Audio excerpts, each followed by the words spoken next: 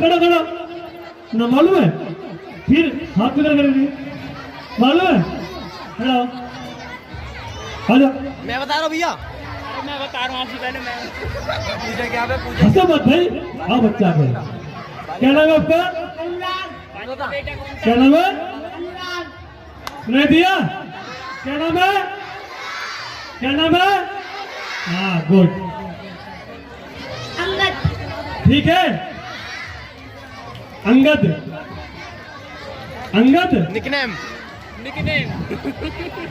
बजा दो था बच्चे के लिए। एक क्वेश्चन और।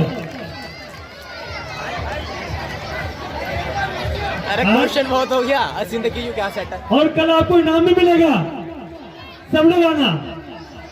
कल क्वेश्चन भी पूछेंगे और सेट भी बांटेंगे हम। बहुत सुनने का काम है आज सबके लिए। हाँ लीजिए, सुनना दृश्य आपके सामने। भोग से राम चंद्र महाराज की मिथिला।